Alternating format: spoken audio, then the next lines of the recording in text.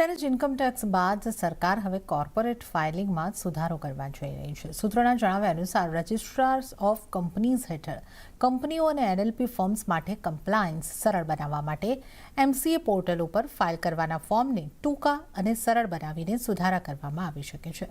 આ સમાચારની વધુ વિગતો લઈએ સહયોગી કરણ નેકાતે પાસેથી. કરણ, સરકાર કયા રિફોર્મ કરવા જઈ રહી છે? જી, તો સૌથી પહેલાં આપણે ઇન્કમ ટેક્સમાં રિફોર્મ આવતા જોયા, જીએસટીમાં પણ આપણે મોટું રિફોર્મ આવતું જોયું ને હવે સરકાર જે છે તે કોર્પોરેટ ફાઇલિંગમાં પણ એક મોટું રિફોર્મ લાવી શકે છે તેવા સમાચાર આજે આપણને સૂત્રો તરફથી બનતા દેખાયા છે. રજિસ્ટ્રાર ઓફ કંપનીઝ એક્ટ હેઠળ આ જે ફોર્મ્યુલેશન છે હાલનું, તેમાં રેશનલાઇઝેશન જે છે તે સરકાર કરવાની છે એવી એક માહિતી આજે આપણને સામે આવતી દેખાય છે.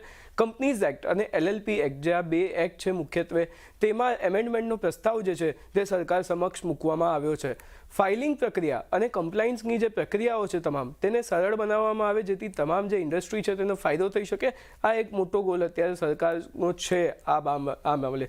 સાથે જ તેનું જે ફી સ્ટ્રક્ચર છે તેના માટે કેપિંગ અને ડિક્રિમિનલાઇઝેશનનો પણ પ્રસ્તાવ જે છે તે આખી વાતમાં મૂકવામાં આવ્યો છે. સાથે જ કોર્પોરેટ અફેર્સ જે મંત્રાલય છે તે ટૂંક સમયમાં કેબિનેટ છે આપણી, તેને આ તમામ જે પ્રસ્તાવ છે તેની નોટ છે જે તે મોકલી શકે છે. ને બજેટનું જે બીજું સત્ર શરૂ થશે તો આ જે બીજા તબક્કાનું જે સત્ર છે ત્યાં ક્યાંક ને ક્યાંક આ પ્રસ્તાવ સંસદમાં લાવવામાં આવે તેવું પણ આજે સૂત્રો તરફથી આપણને માહિતી જે છે તે મળી રહી છે.